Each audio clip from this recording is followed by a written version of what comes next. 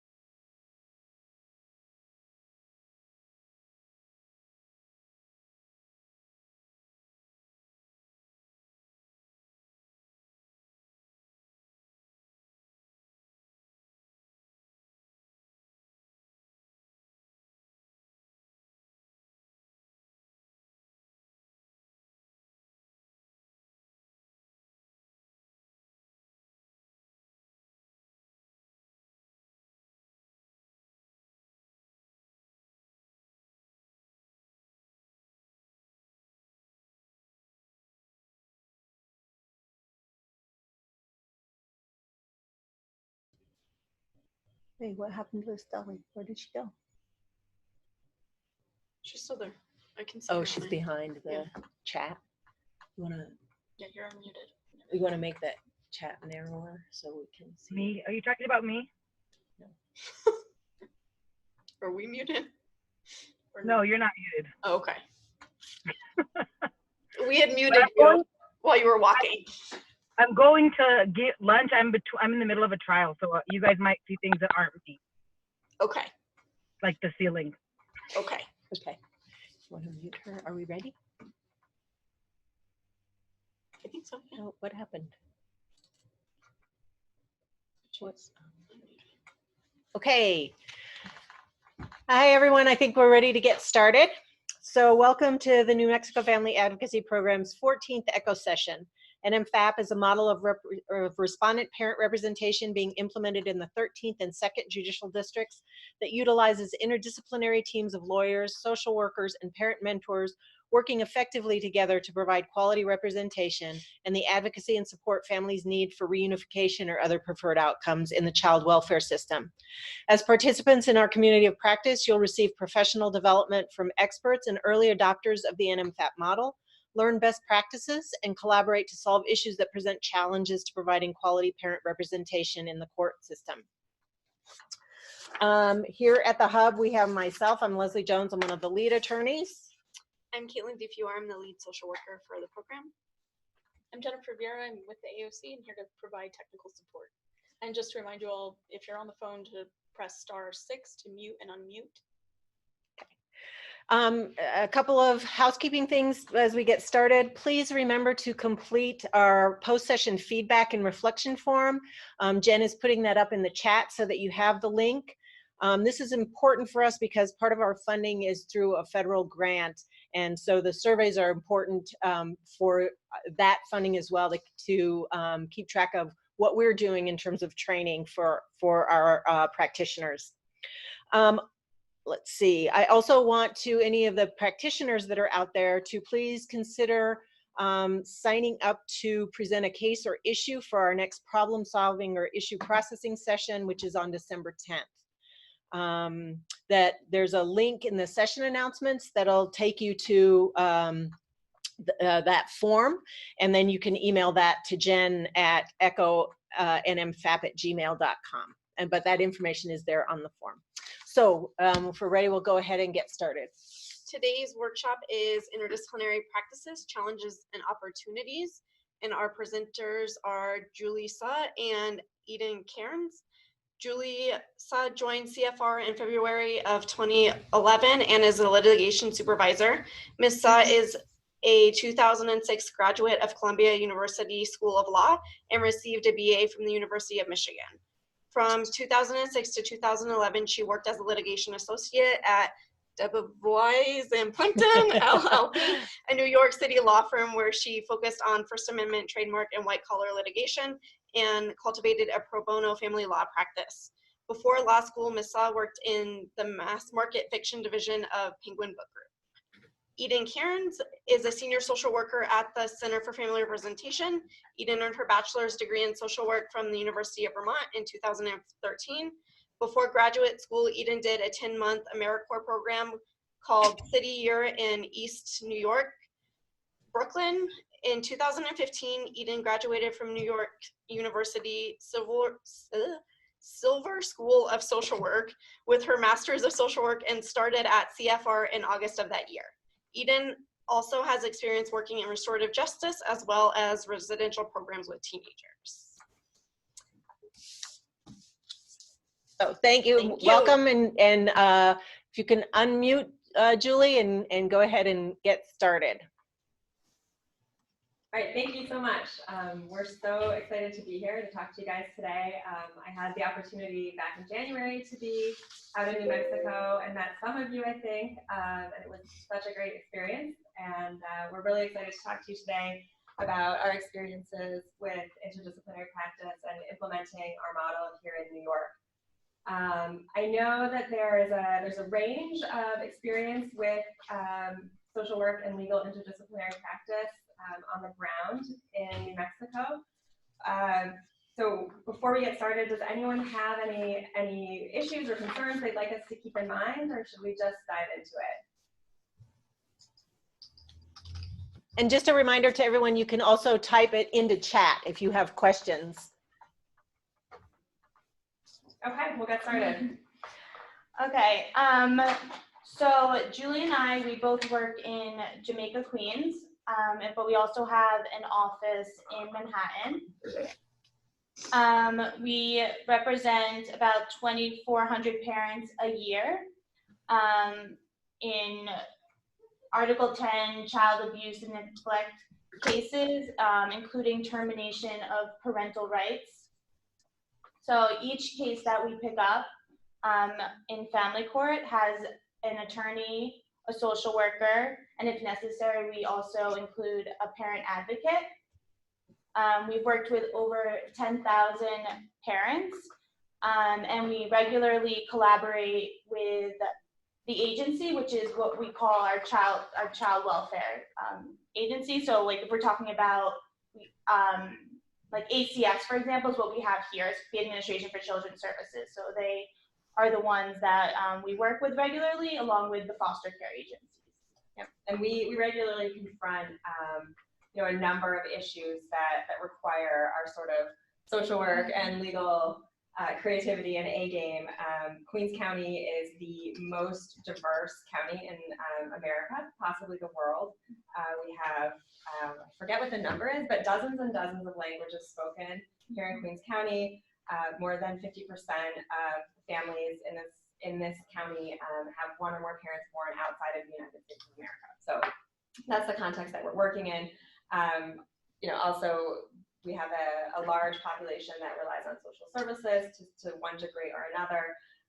And so we're often dealing with issues pertaining, obviously, to poverty and access for basic social services, along with our legal advocacy.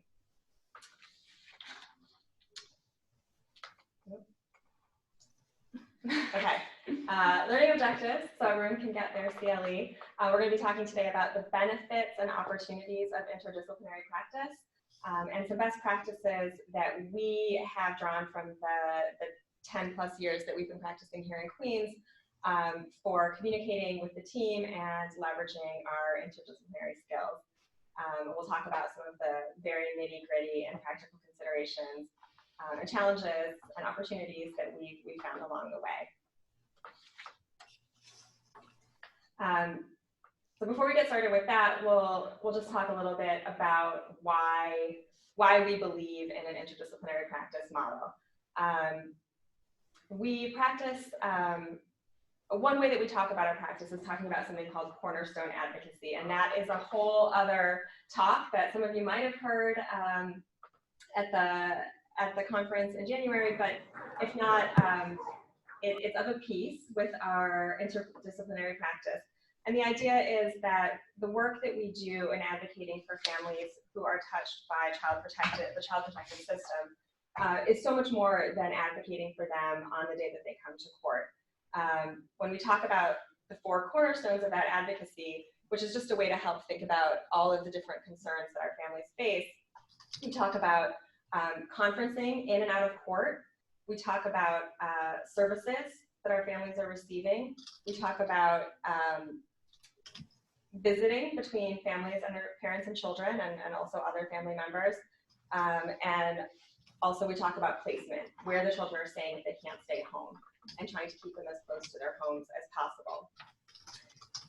Thinking about all of these concerns helps us understand the real challenges that our families face, where we are well aware that we meet our families in their often on their worst day of their lives, facing real challenges. The most vulnerable day of their lives. Certainly the most vulnerable day of their lives. But that the parents that we represent also have real strengths, and sometimes it's a little bit harder to learn about those strengths and to leverage those strengths, and to make the courts and the agency understand what those strengths are, and in order to craft a narrative that really encompasses that and allows everyone to understand that they're dealing with a whole person and a whole family.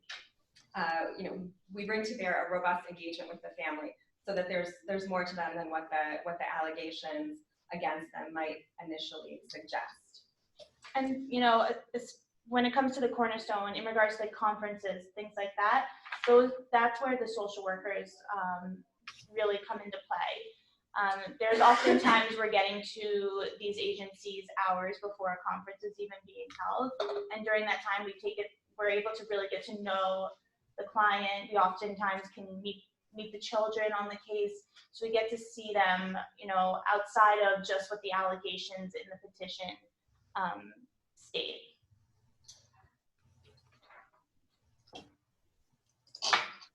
Okay, so what story do the allegations tell? This is, when we meet our clients, we often meet them on the day that a petition is filed in court. They're already in the courthouse. Oftentimes the children have already been removed on an emergency basis. Other times the children are there in court, and the agency comes prepared to ask the judge to order that they be removed on the spot. We're typically, as I assume you are, handed a petition that often tells a very stark story about the family.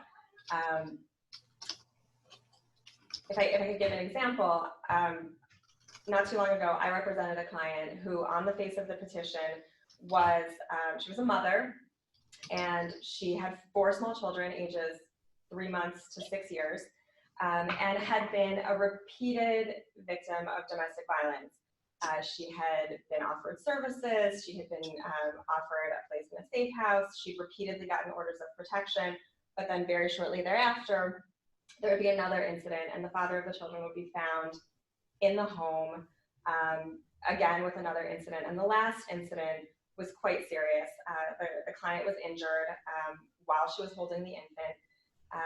And the story presented to the court was one of a mother who either lacked the interest or the ability to protect herself and her children from this individual who could be quite violent. And it seemed very much like an open and shut case, unless and until she was able to really make some major changes in her life. And so her four little girls were removed that day, and my social work colleague on the case and I went about getting to know her.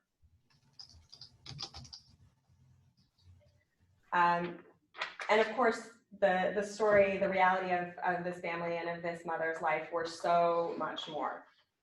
She had been painted as sort of a helpless victim, but once the social worker and I sat down with her and got to really know her, we learned that she had been in her home country a student. She had been in business school. She had vacationed in the United States and met the father of her children, and he had married her and agreed to petition for immigration status for her. And so she came, and things had sort of gone downhill from there, but it's not an unfamiliar story, especially in a community with a lot of immigrants. And so what we learned from her is that, she came here and she was, in addition to everything else, an entrepreneur. She had a small business, braiding hair, and she was the primary breadwinner of her family, which didn't fit at all with the narrative of her being sort of helpless and disempowered. Her children took African dancing lessons because that was her culture of origin. And because the social worker on the case was able to attend conferences and visits between her and her children, she was able to see how intensely bonded these children were, and also to observe the sort of basic but very advanced parenting skills that this client had. For instance, she was the one who noticed that the 4 children did not have appropriate car seats in the car that they were being transported to and from their visits in, which had completely passed unnoticed to the social workers on the case, to the foster mother, apparently. And it was a great opportunity for her to advocate for herself and to show her skill as a parent and her ability to observe her children and to advocate for them. And so by the end of this, we had a very, very different picture to paint, which is not to say that there weren't serious allegations and that she didn't have issues to address. But the first time we went to court after that first day, we came in armed with letters from the children's prestigious charter school that she had gotten them enrolled in. We had notes from their dance teachers. We had information about the whole car seat fiasco, and she came in looking like a very, very different person. And we would not have had the ability to advocate in that way had we not really used both of our skills to get to know her and to advocate for her in the conferences before we even got to court. So here's some things that might be meaningful to your clients that sort of illustrate the real lives of our families that are so much more than the stories that the allegations tell.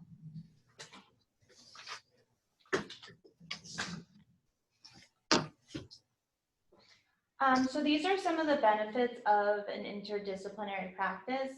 The social work support with a relationship of trust.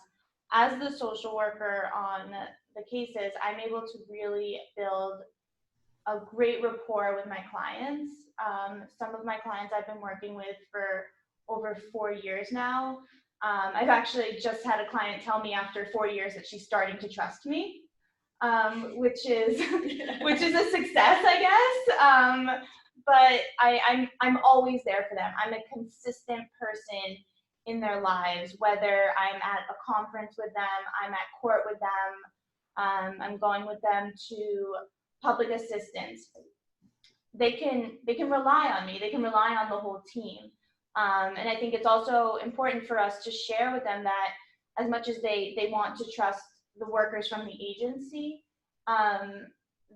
there's no confidentiality there. It's hard to really trust them as much as they want to share information with them. It's the information that they share will oftentimes, come back to court and affect them in some way or another. So I think, I definitely encourage my clients to trust me. I'm also under attorney-client privilege. So anything that they say, I will share with my teammate, everything we share with each other. But I'm not going to be bringing it back to court if it's not necessary for their court case. Yeah, there's that inevitable tension, which I'm sure you're all well aware of, that the social workers from the Child Protective Agency are supposed to be helping the parents to address whatever issues brought them to the attention of the agency in the first place, but they're also the individuals who end up testifying against them in court when it comes time to revisit whether the children can come home or to talk about a termination. And so there's always this tension, but obviously having a social worker under the umbrella of attorney-client privilege and able to share in our confidential relationship means that they have the benefit of social work expertise without that inherent tension that exists with even the best, most dedicated child protective social worker. It is the nature of the relationship and the structure that, you know, even the best worker is always going to find themselves in a situation where they may have to testify against our clients, and that's an issue, I think. And also part of what my role is I can help, you know, with the communication between the clients and the caseworkers or the social workers to make sure that, you know, that not only are our clients, you know, respecting them, but they're also respecting our clients, because we often see, you know, some disrespect. So just making sure that our clients are being treated fairly, and, you know, not having to jump through hoops for the agency. And the interdisciplinary practice allows for a level of it allows for the attorney on the case to be informed about what's going on with the client's case in a way that certainly is not possible in a high volume legal practice, which I'm sure all of you are aware of. So, you know, someone who has an opportunity and the expertise to research what's the most appropriate substance abuse treatment program, or what would be the most effective mental health program for a particular client, can really inform our legal representation about making sure that parents are getting a service plan that's going to be effective and that is going to get them where they want to go in terms of their goals for their family. Especially like when like we talked about before, we have so many different languages in Queens. Oftentimes our clients are sent to programs that may not have the appropriate language. So even small things like that, making sure that the language that they speak that they have counselors that also speak that language, because otherwise a client won't feel as invested to complete the program. Right, and you know, for a lot of clients, there's an intersectionality of the challenges that they face. Right, they may have mental health challenges, they may have substance abuse challenges, issues with poverty or family violence, and oftentimes it's not practical to send them to 5 different services to address the 5 different challenges that they face. And so we really put our heads together to try to figure out how we can do something that is reasonable and is going to be effective and is going to satisfy the court and the agency, and get us together where we want to go. And you know, obviously my social work colleagues are indispensable in doing that. And they also, you know, it also allows us to communicate against all of these bureaucracies that are involved in our clients' lives. I consider myself a fairly good communicator, but it's very difficult to communicate effectively with the agency on my part if I feel that the service plan that is being recommended isn't appropriate or isn't going to be effective for my client until the day that we get to court, at which point it's often too late.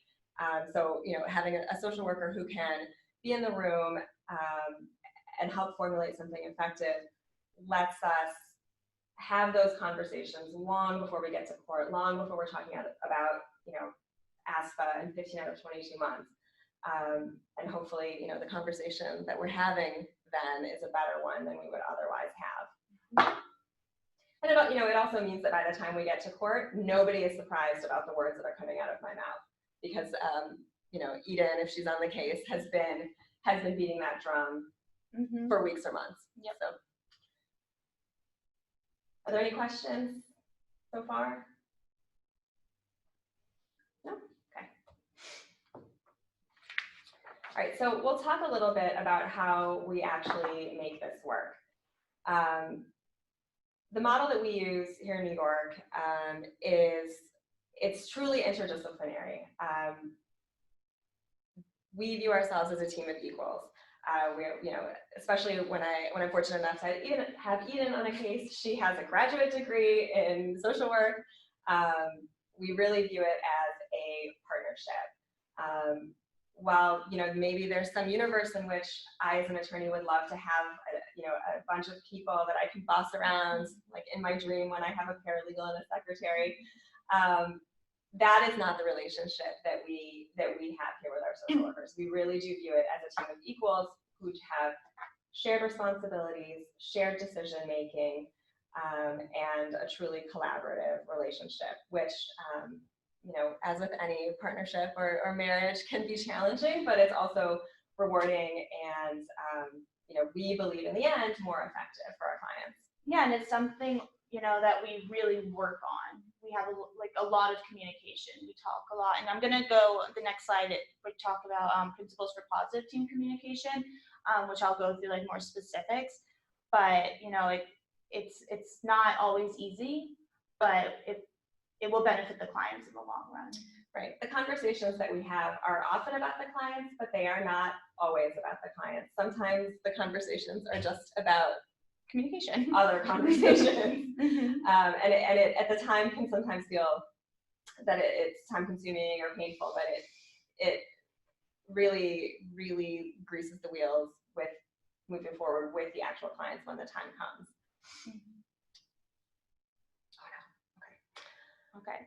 So I'm going to speak about principles for positive team communication.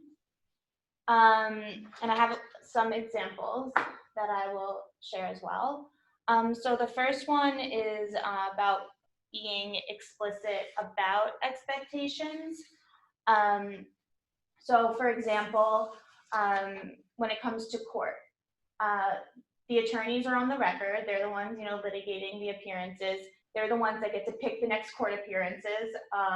Unfortunately, we don't always get a say in that, but part of the expectations that we've created here are the attorneys put the calendar invites into our Google calendars. That's how we organize our schedules. And so an expectation that is set kind of, I think, throughout our office is that they'll invite us so that we are aware of the upcoming court appearances. And then in regards to that, we'll respond with either yes, we can go, yes, or no, we can't go. When it's, no, we can't go, we usually will give context.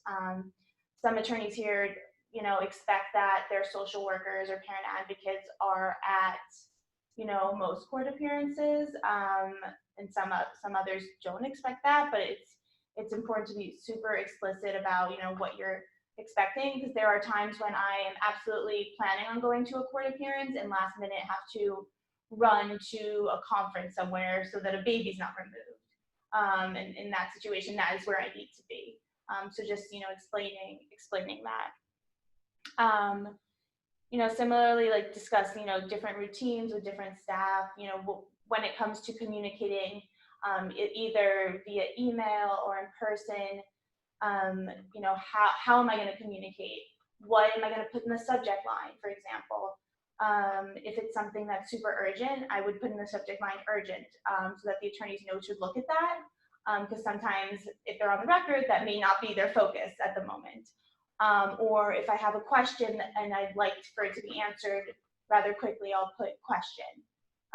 So these are things that I personally do, and I can't say the same for all social workers or family advocates or parent advocates here, but that's kind of how I do it, and so that's how I will, speak with the attorneys and explain that. And it's always a conversation. In order for it to be effective, and I think, early in our practice, we all and still sometimes do make mistakes or, have difficulties with communication, but we actually have explicit conversations. How would you like me to inform you about upcoming court appearances? And how would you like me to let you know if I think it's important that you be there or not? And how do you want to communicate with me about when upcoming conferences are, and or to communicate what happened in court if you weren't there, and very clearly lay it out, which can feel a bit strange at first, because we're professionals, and in general we all know what to do, but having those intentional conversations about, would you like an Outlook invite or an email, sometimes saves a lot of pain and suffering down the line, because a busy staff attorney at CFR has 80 clients, a busy social worker has even more, and so if you can keep these things running smoothly, then it saves you a lot of pain and suffering down the line. Absolutely. And something we talked about a little bit earlier was that, a lot of the roles here, both a social worker and an attorney can do. Okay. So Julie likes to think of it as a Venn diagram, where there's the social work side and the attorney side. And there's actually very few things that only one or the other can do. So for example, I can't get on the record, but I can't litigate a case.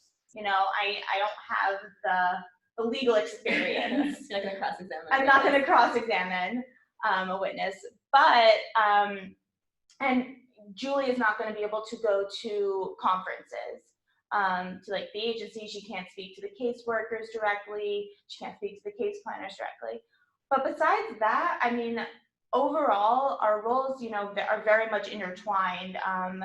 You know, I think it's very important for both the social workers and the attorneys to be reaching out to, for example, mental health providers.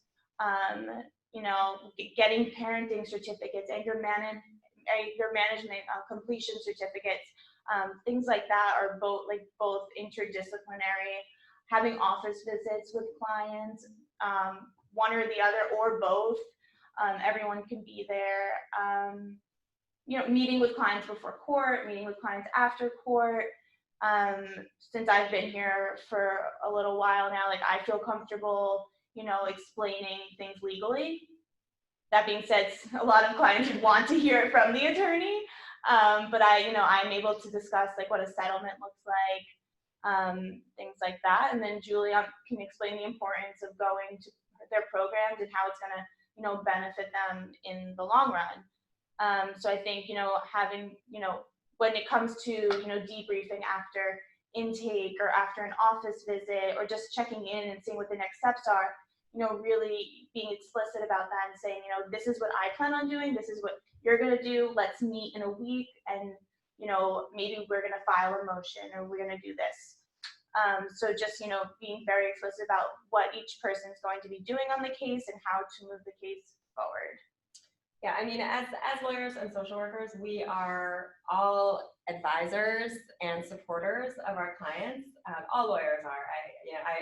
As was said during the introduction, I used to be in private practice, and I used to be moral support for my client at Fortune 500 companies who would also call me and cry. So it's not that different what we do, and so that, you know, in so many ways we overlap, and it's really important to make sure that it's clear who's doing what when, so that, you know, things can run efficiently.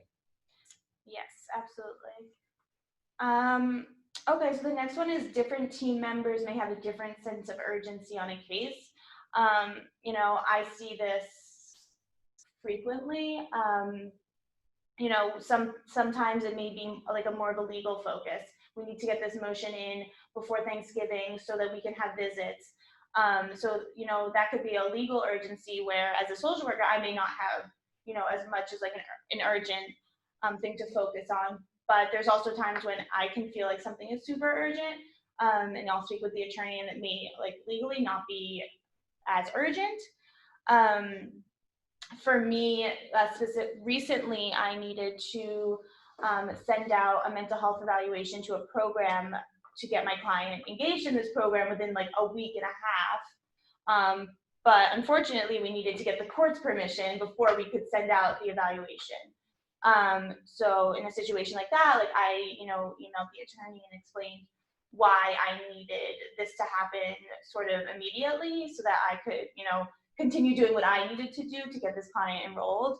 Fortunately, it worked out. We were able to, you know, kind of move things along fairly quickly, but that's not always the case. And I think in that situation, the communication can kind of be, you know, sort of difficult if I'm feeling like something needs to be, is urgent and maybe my teammate doesn't. So I think that's like when you need to check in and really figure out what the next steps are. It's also really important, like if you feel like you're doing a lot of work on the case and maybe the attorney for this week or 2 weeks isn't really doing as much, not to, you know, immediately assume that they don't care about the case or that they're not invested. They may just have different priorities at this point.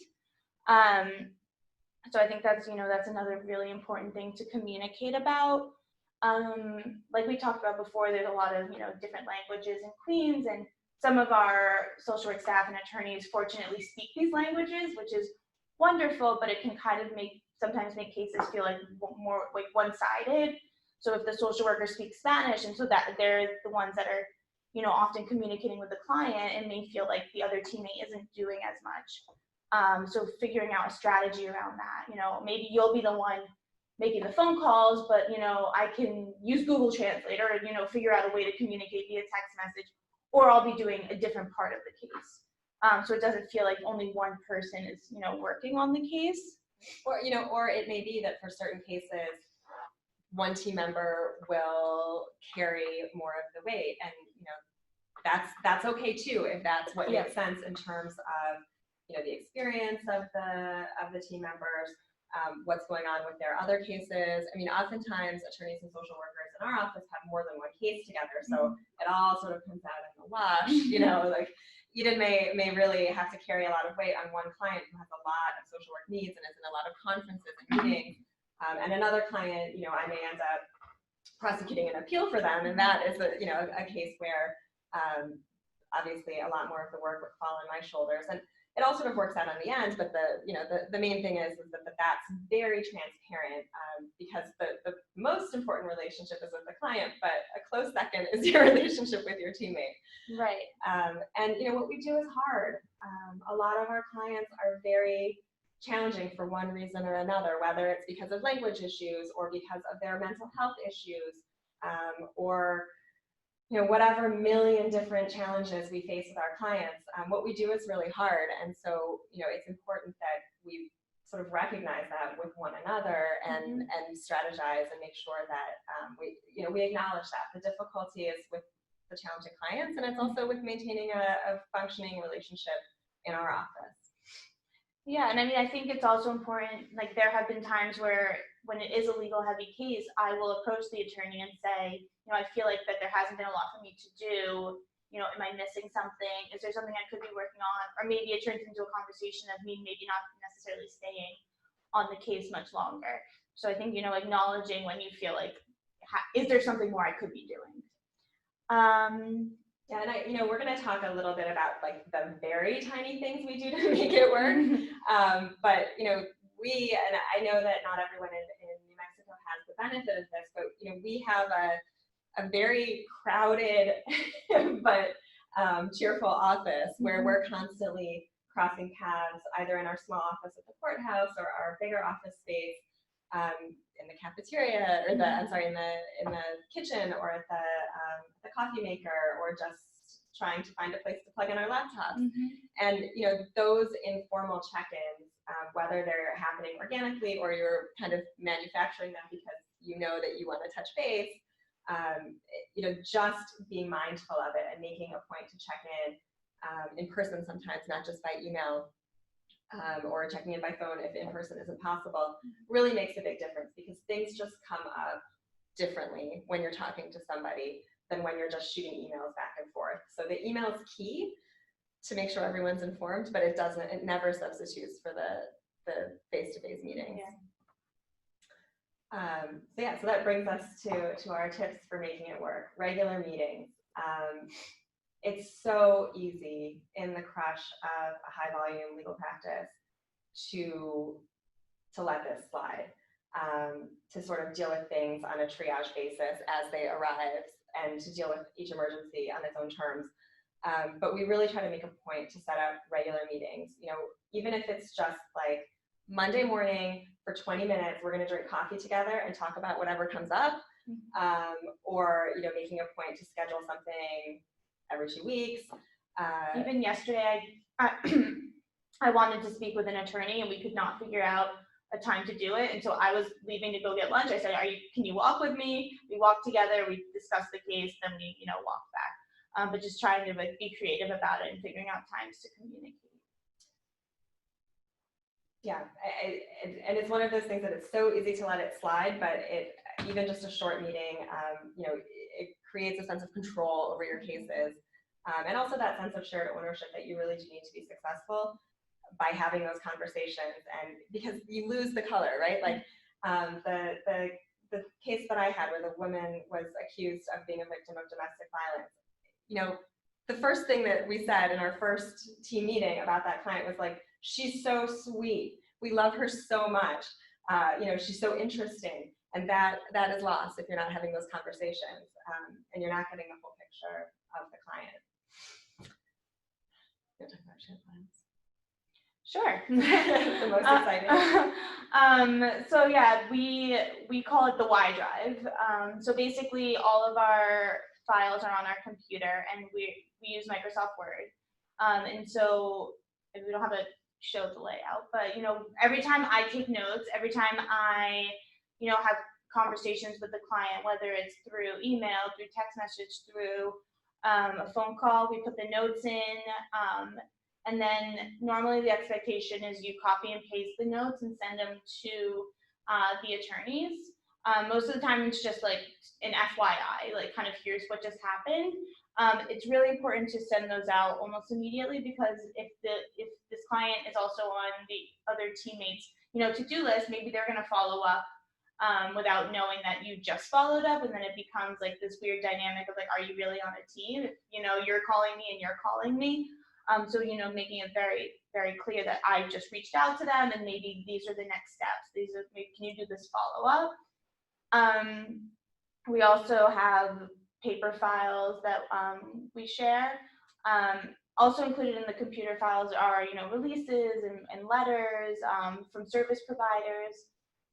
We haven't really spoken about that, but that's a big part of like what the social workers do is getting, documentation from different service providers.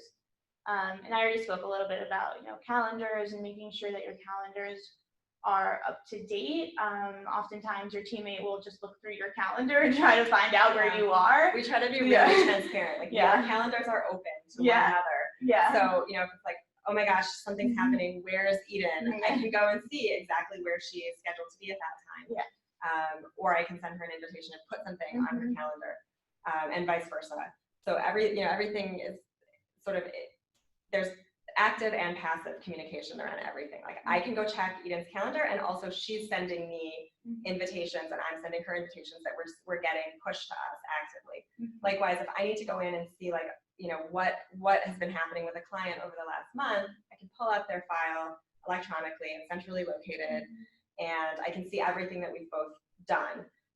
But each time I enter something, I just do a quick, cut into an email to Eden, paste, send, and it's gone. And she doesn't become offended that I don't say hello. She understands why she's getting like weird information, just cut and paste it into an email.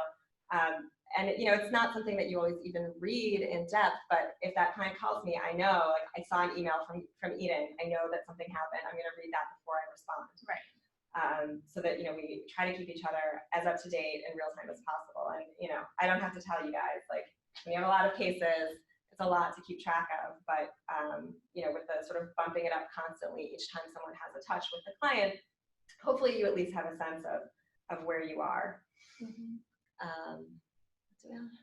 So calendars, emails, files, it's all joint ownership. Like I do not have a filing cabinet in my office where I keep my legal files because they need to be accessible to my social work partner. Well, and also, there are going to be times when court appearances or out-of-court conferences need coverage. And so the shared files allow for anyone in our office to have access to the information, especially if it's like a last-minute appearance, or someone needs to. I'm at one conference, I just found out about a child safety conference, and I may need someone to run there and cover for me. All of the information about what's been going on is accessible to anyone so that they can then go and help me out a little bit. Yeah, and we have under leverage technology. I don't think we need to talk about that for you guys, because like look at this amazing conferencing system that you have. It's really impressive. So I'm sure you are all already using all of the tools out there. But obviously, if Eden needs to check on the status of an order, like what is and is not permitted with respect to visitation, and she's in the middle of a client, I get that text message to my cell phone wherever I am, and I answer her right away if I can.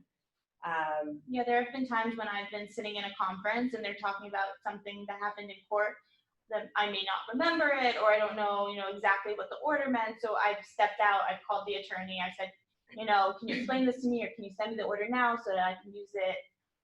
So, we're always on the same wavelength, especially when I'm going to conferences that seem difficult. I will definitely give the attorneys a heads up and say, like, this is where I'm going to be. Please keep your phone available if possible, in case there's a situation arises and I need to get in contact.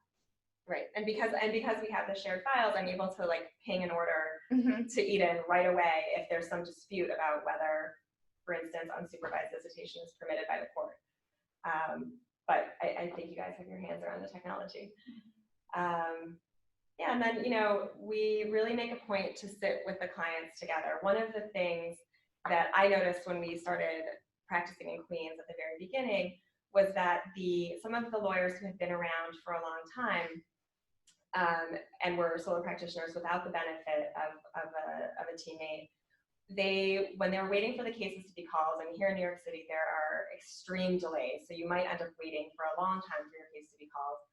They would wait inside the courtroom with the other lawyers, talking about Mets baseball with the court officers, which is great, except that you're leaving something on the table, which is an opportunity to really know your client. So we really make an effort when we can to spend time sitting with the client, whether that's having them in for a meeting to really go over the allegations, or whether it's just that, again, that informal time of, sitting with them. How are things going? How are your kids? Do you have an updated picture of your baby? Whatever it is. And this is where you learn the little things like, wow, why are your girls all wearing the same outfit? Oh, it's because they were at their African dancing recital. Yeah. And it's like all of a sudden you've like really learned something about who the client is as a person. So we really try to make a point to do that. And also it allows for you to, like, before court appearance, to, ease the client's nerves a little bit. They may not often tell you they're nervous, but we're able to sit down and, distract them from the court and explain to them, what exactly is going to take place in court today. Setting some expectations, but we can't always, guarantee what's going to happen, once we enter the courtroom.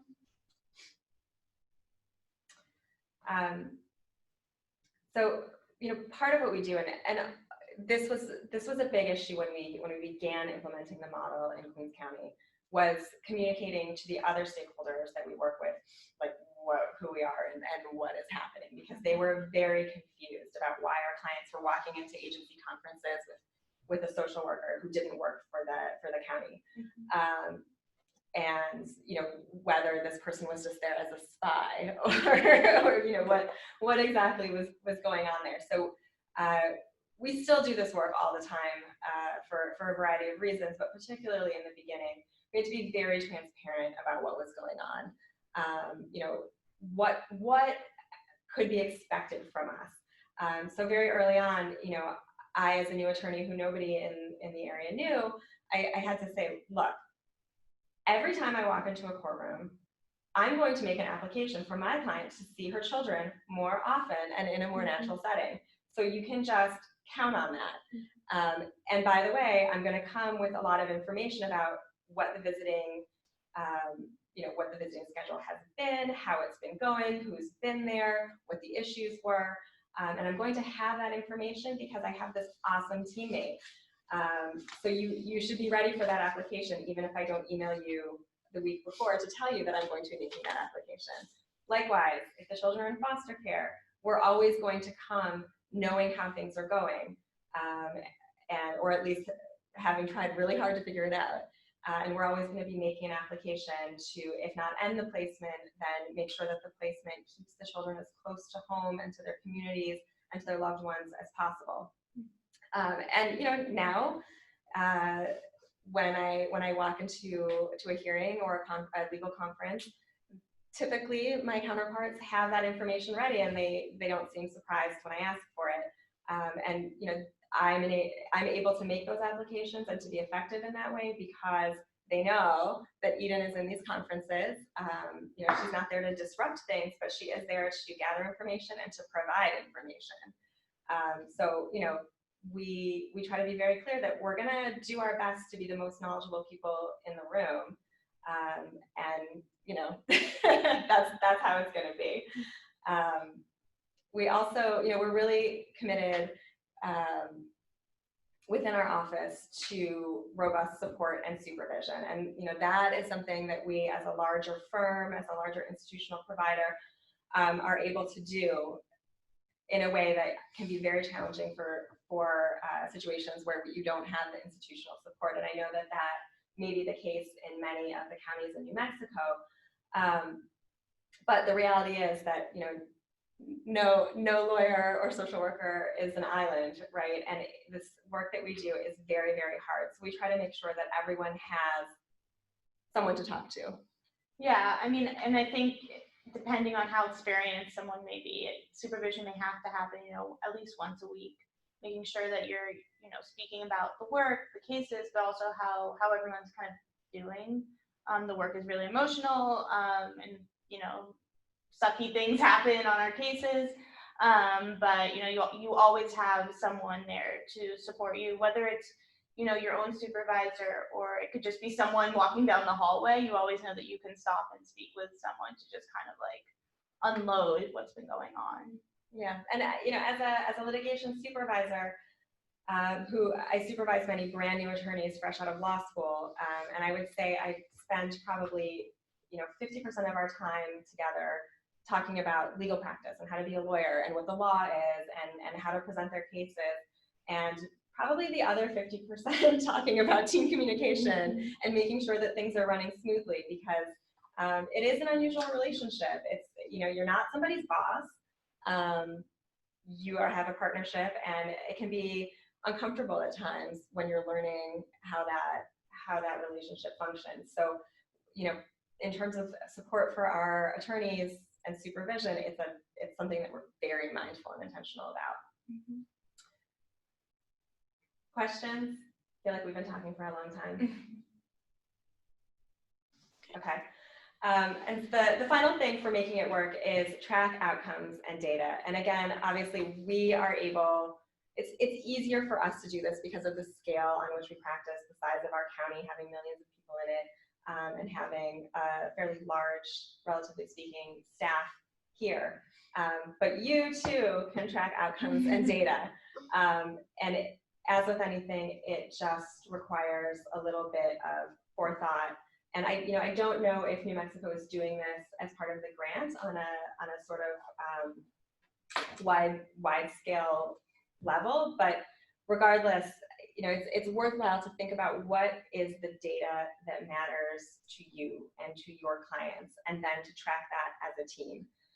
So we have a fairly complex data management system that allows us to make note of every time a child goes into care, every time a child returns home, every time we make an application for a child to be returned home, every time someone goes to a conference, every time there's a court appearance. I don't know that level of craziness is necessary, but having some data about when children come into care, when they come out of care, how often you're going to court on behalf of your families, how often you're making referrals for services that aren't being made by the department or the agency. You know, those things are going to conferences. Right. How often you go to a public benefits appointment, things like that. Those are the things that, one, help you sort of realize how much work and progress you're doing and making on behalf of your clients, and we'll get to that later. But it also allows you to speak persuasively about the value of what you're doing. You know, I hope that you never meet with skepticism about having a social worker support your clients in addition to having a lawyer. But if you do, this is where you get the really persuasive information, right? Like, we were able to go to this many conferences, and, you know, our children are coming out of care at such and such a rate, or whatever it is, whatever data is important to you where you are, this is how you do it. And I don't think it has to be wildly sophisticated, but it's worth keeping track. And luckily, when you have two teammates, you have you have support around that and can put routines into place to make sure that things are getting tracked.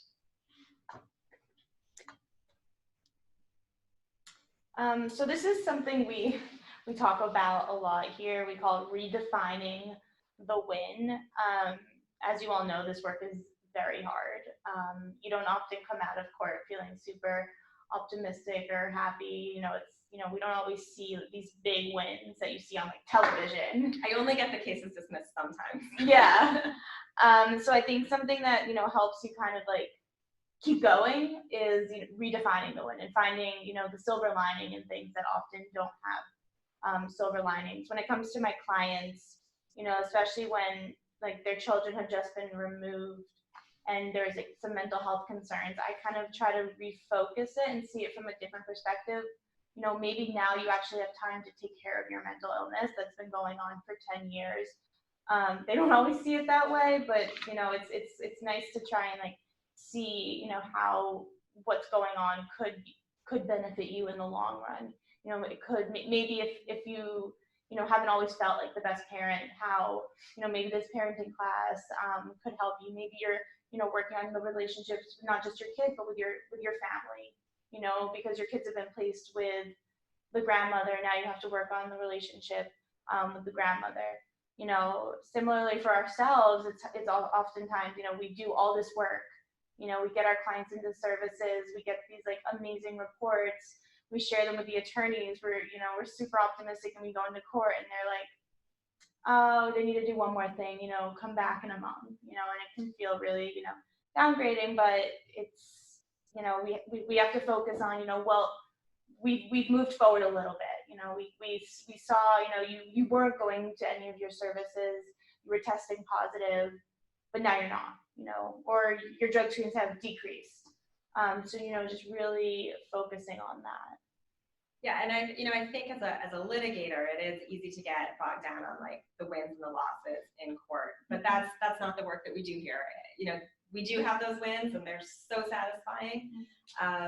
But you know, for instance, for that client that I mentioned before, who had all of these issues around domestic violence, she'd been interacting with the department for months, and they had been asking her to do things that just didn't make sense for her.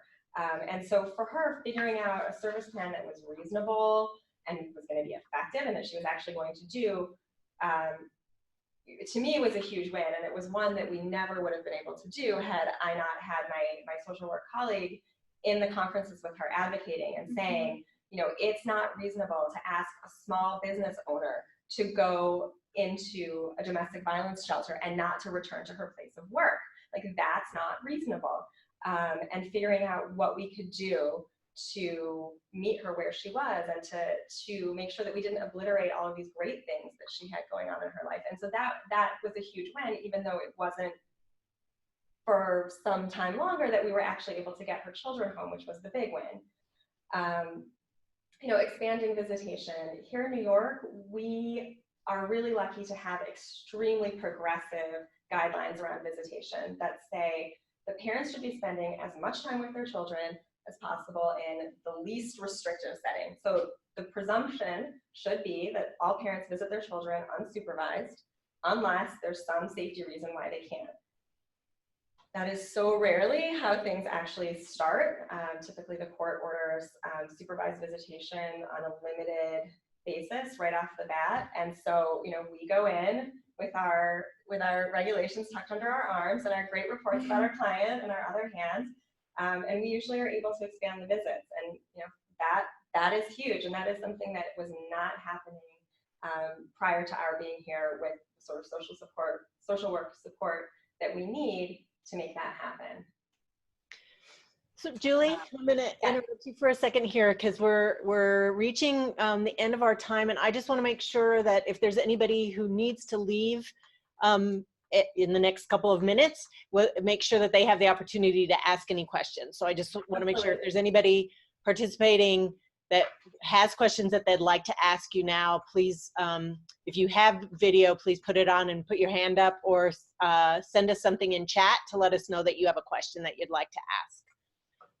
For those of you that do have to leave also at 1, just a reminder again to fill out the post session feedback and reflection form, and you have that link in the chat box as well. So looks like Laura has a question. Laura, you want to go ahead and ask? We'll get you unmuted here. I have a mercenary question. Do we get CLEs for this? Mercenary question. So we're trying to get those approved. We have not gotten them yet. We may be able to subsequently, but we've not gotten them yet. I just wanted to, if there were, I wanted to know what the protocol is. So thank you for the information today. It was very informative and interesting. Thank you. It's a pleasure. So anybody else, any questions out there that they want to ask? No? Okay, all right. One of the social workers had a question.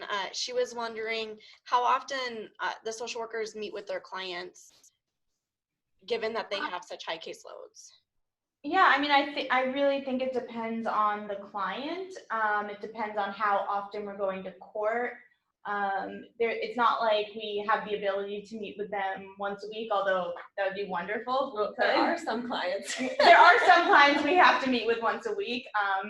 But normally it's, I hope to touch base with them a few times a month, whether it's on the phone or an office visit or seeing them in court. But to actually like meet with the client, sometimes there'll be a few months in between. If it's post disposition, if we're in like, we don't have court for 6 months out, maybe for a few months we won't, see them in person.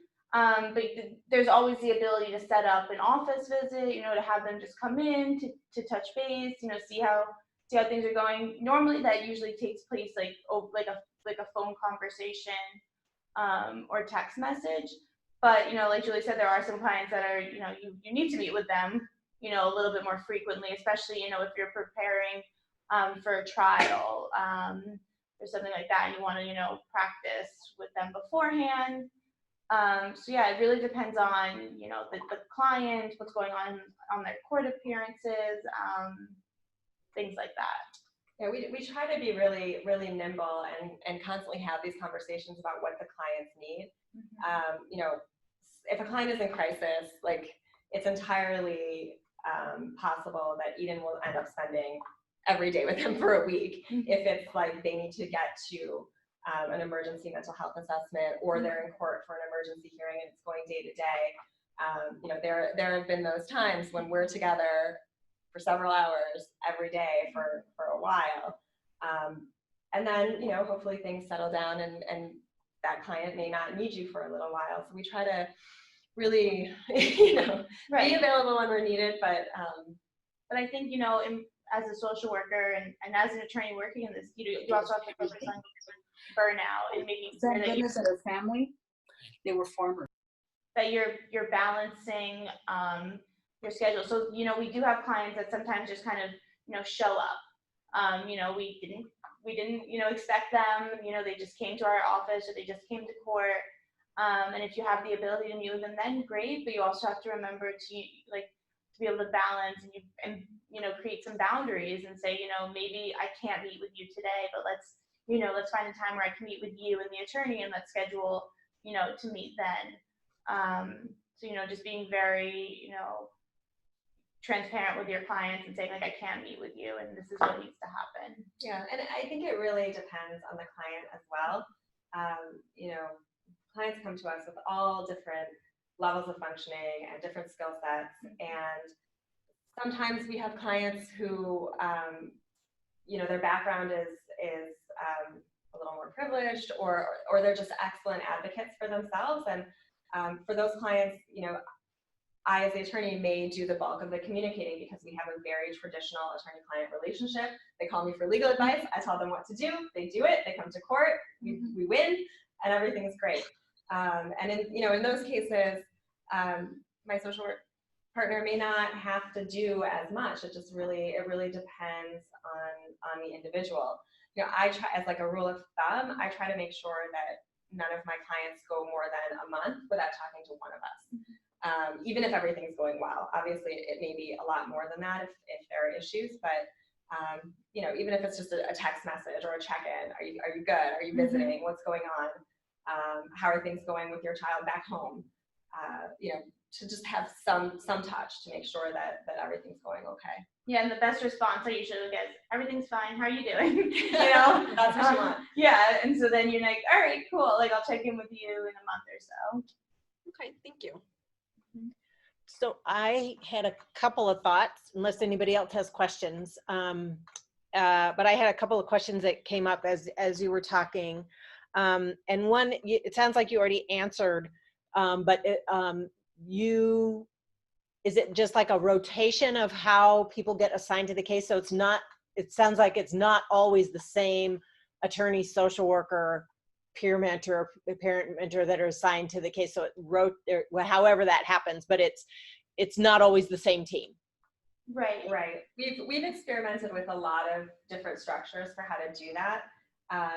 My sense, and I think this is the consensus at CFR, is that we all benefit from working with different team members and getting different perspectives.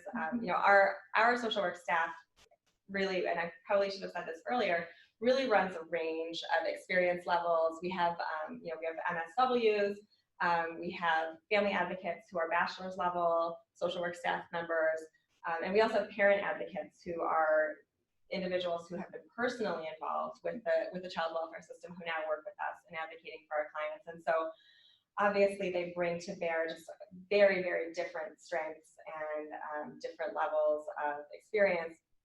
And so, you may have I find that I have very different experiences depending on who I'm working with, and for the better. So we do try to mix it up. Yeah, so I mean, recently and starting July 1st, we separated into part systems, meaning, so there's, I don't know how the courts are set up in New Mexico, I apologize, but we have so I'm in part 14, for example, so there are attorneys and social workers assigned for that part. Yeah, so we've kind of broken it down into like a team, so there's right. So I'm social workers. Yeah, so I'm still, working with multiple attorneys, but before that, it was kind of, random. So I had cases with all different attorneys, which I personally also really liked. I think because, everyone has such different personalities and different, ways of working. It's nice to, see the cases from different perspectives. But yeah, I think it was very intentional that it wouldn't just be Julie and I always together working on every case together, although it'd be great. But it certainly makes scheduling easier. Yeah, it would make scheduling easier, but yeah, no, it was pretty random. But that kind of leads then to the second question that I was thinking about, and that is how social workers get assigned, and is it just by whoever next has availability in their caseload, or do you consider, like you were saying, that there's a wide range of experience? So if you've got somebody who's like really an expert in dual diagnosis and a client comes in that is pretty clearly dual diagnosis, like, do you try to pair them up, or do you just assign as it comes in and then utilize the resources like what you were talking about with being able to consult with each other and things like that? Yeah, it's kind of a hybrid situation, and we've tinkered with it a lot over the years, and I think that that's right, and that's how it should be. Is that you should constantly be adapting. Just because of the volume of our practice, we typically have 1 to 2 lawyers and 1 to 2 social workers on intake on any given day, and whoever's on intake will take that case. So yeah, it's really like we won't even know what the allegations are until we're meeting the client, basically. So we're pretty much handed the petition, we read through it briefly, and then we meet with the client. So it would be hard to have a system where people who focus on dual diagnosis would be able to work with those clients, although I think it would be wonderful, but that's not how we're set up. Yeah, okay. I mean, there is this constant tension between wanting to really give our staff opportunities for professional development. So for instance, if we have a new social worker who's never dealt with someone who's really struggling with both mental illness and substance use, you want to give them the chance to do it, but at the same time, the support. So we, in cases that are particularly challenging or require a very specific skill set, we'll talk about it at a supervisory level and see, how can we get the right resources in place. It's pretty rare that we would actually switch the social worker. It's not unheard of. It certainly happens. For instance, we have one older male social worker who in certain cases just connects really well with certain fathers. And so sometimes if we're just really having trouble reaching a client that falls into that demographic category, you might say, well, let's let Ed have a conversation with him and see how it goes. It doesn't happen very often though, but it is something that we talk about because obviously we want the clients to get the best support possible, but typically, we consider ourselves all generalists and try to keep our pencils really sharp to be able to deal with whatever comes in the door. Right, and when it comes to caseload, for example, I'm a senior social worker, so I am on intake less than people who are just social workers or just family advocates. So because I also supervise, so my caseload would be lower than people who are on more frequently, and I think that's the same for the attorneys as well. But there's people are almost always on intake. You're never really taken off of intake. Yeah. So I mean, as with anything, we talk about it till it hurts. But yeah, we talk about it. Like if a social worker feels like I'm really overwhelmed with the needs that this client has, and I've never dealt with anything like this before, we have a conversation about whether they're the right person to be on the case, or whether they just need some more support or some more training, or if someone can sort of second seat them for a little while until things settle down. Right, and I think that's that it helps to have a supervisor and it helps to have a teammate when you're working with those difficult clients. There have been times where I've been working with a difficult client, one of those days where you're seeing the client 3 days in a row, you've been yelled at, there are times when you're like, I need to take a break from this case for a few days. Like if the client wants to reach out, can you reach out, or can you follow up with the client? Just so like you're able to kind of refresh. And I think, speaking with your supervisor about the difficult clients as well, to see, like what have you done in the past when you've worked with clients with similar, characteristics? Yeah, so that's a really long way of saying that it's pretty random, but there's also a thoughtfulness and a backstop to it. Sure. Does anybody else have any questions that they want to ask? No? So I actually did have another sort of logistical sort of question, and that was about, we don't have nearly as many languages spoken here as you do there, but we also have really limited resources.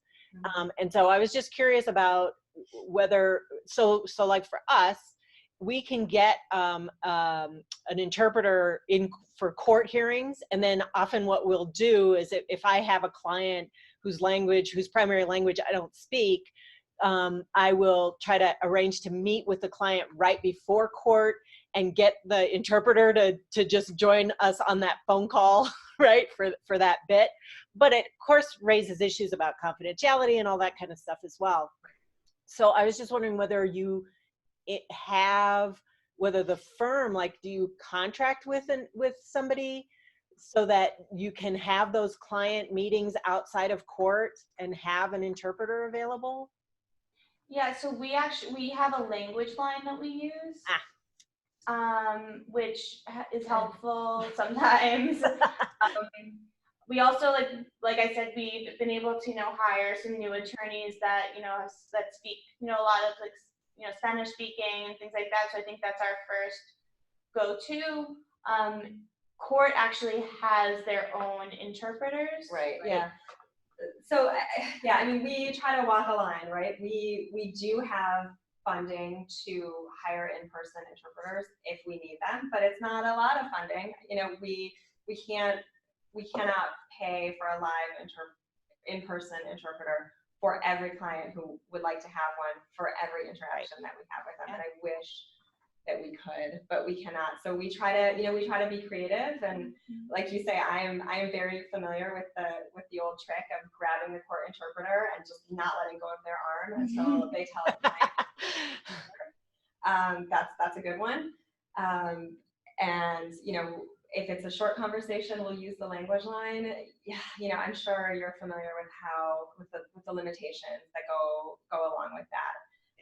If it's a romance language, I can kind of listen and know more or less whether what I'm saying is being interpreted. But if it's Mandarin, you're just going on faith that guy is saying what you're saying. And sometimes I'll say something that's 5 minutes long, and then he'll say 2 syllables, and I'm like, wow, yeah. Mandarin is concise, or you're not interpreting. So there's always those issues, and so for the really thorny meetings when it's I need to sit down with this client and talk about legal matters, talk about the proof against him and visitation and these emotional issues surrounding the family and whether the case should be settled. That's when I will set up a time, have that individual come to the office, and then pull the trigger on having an in-person interpreter come in. and you know, that's always a conversation because the resources are limited. So I think it's like, you know, you talk to a supervisor and you get approval to hire the guy to come in. To Can you guarantee the client's going to be here? Right, and when then you that's the time the client doesn't show up, but yeah. whatever, that's life. So yeah, so I mean, it's always trying to like thread the needle on that stuff and figure out how to do the most with a little. And I feel your pain. Okay. I think we're just about finished, unless anybody else has any final questions they want to ask for our presenters. Looks like no. I want to thank you. Yes, thank you so Thank you much. very much. This was really great. We really appreciate you taking the time and presenting to us. For everyone else, again, please remember to fill out the post-session feedback and reflection form. You have the link in your chat. We will not have a didactic echo session with a presenter in December because of the holidays. Everybody's just kind of got too much going on. And then, or in January, because we have the Children's Law Institute. That's the second week in January, basically. We are working on our 2020 schedule. We'll have that up on our website. That's nm.nmcourts.gov. But again, for our practitioners, we will be having on December 10th, we will be having a group processing session. So please, if you have issues that you would like us to talk about as practitioners, you know, problems that are coming up consistently in practice, or a specific case presentation that you would like to get feedback on, please get that submitted to us. Again, through there's a link that's in the announcements that you can access the case presentation form and where to send that. So I think if that's it, I think we're done. Yes? Okay. I remember if I sent our contact information along with the materials that I dropped to you, but at least my put it in the message. Sure. Yeah. I mean, I think my information is on the CFR website. I don't know if Eden's is, but if you guys have any questions, we're always happy to hear from folks from New Mexico. So yeah, feel free to email us. I'll put our email address in the chat. Let's see. Does that work? Perfect. Yes, it works. Yes. There you go. So Okay. if you think of anything or just want to say hi, Please reach out. All right. Thank you so very much. much. thanks everyone. Thank you. Bye. Bye. Mute everybody. And